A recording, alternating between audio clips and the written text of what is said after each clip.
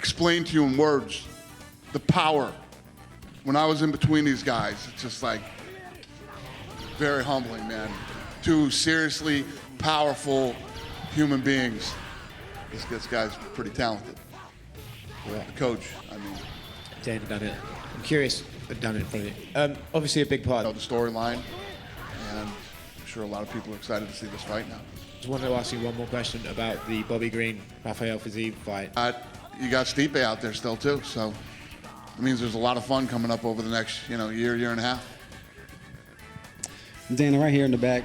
You said earlier that he was just too much for Derek Lewis. I mean, do you think this is something that Derek Lewis could evolve from and maybe close that discrepancy? Like, how much of a discrepancy are we talking about, do you think? Well, listen, he's one of the best heavyweights in the world. What tonight showed you and showed the rest of the world is how good Cyril Gane really is. You know what I mean? He made Derek Lewis. Does anybody know the punch stats for real off the top of their head? Anybody? 104 to 8? Damn. So 104 to 8. Wow. I mean, what's that tell you? And we all know who Derek Lewis is, and that Absolutely. Derek's one of the best in the world. He's been in there with guys that are great athletes, probably much better than him, should have beat him, but he caught him. He caught him with that punch, and he ends up knocking him out. He couldn't do anything in there tonight against Cyril Gane. That's how good Cyril Gane is, And if you just tuned in, and you never watched MMA before, you'd be like, oh, this athletic guy's beating up on this guy that doesn't look like he belongs in there.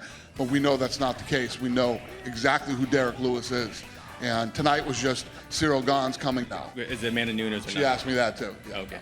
Well, we talked to her. This is what happened tonight in the heavyweight division compared to what's going on over there in that division is apples and oranges. You can't even compare them. She didn't disagree with that either when I told her they're apples and oranges. Anybody else? Thank you. Yep.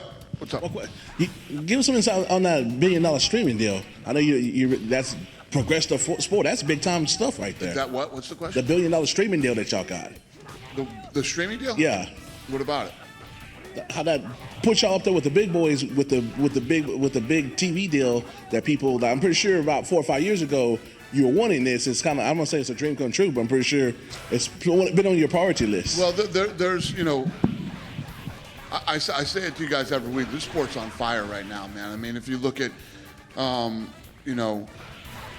what we've done through the pandemic and then coming out of the pandemic, the sport just keeps getting bigger and bigger and bigger. Yeah, it's awesome. It's all good, man. And once everything starts to open up again and get back to normal, I'm looking forward to all the different things that are possible with this sport right now, where we're going, where we're headed. I mean, it's incredible, and it's good for all of us. It's good for you, it's good for me, and it's obviously incredible for the fighters. Thank you, guys. Have a good night. Right here, give me that. The mic, that's rule number one. I'll give number him one. Give me the gun. I gotta hold on to the mic. This is James Tom reporting for this goddamn station, wherever it is. I'm out of here. No, wait. I don't agree with you because you never talk about my name. I was talking about you for 2 years when you were injured. People used to say to me, why do you keep have Khabib on your show? He's not fighting. And I would have you on it again and again. Never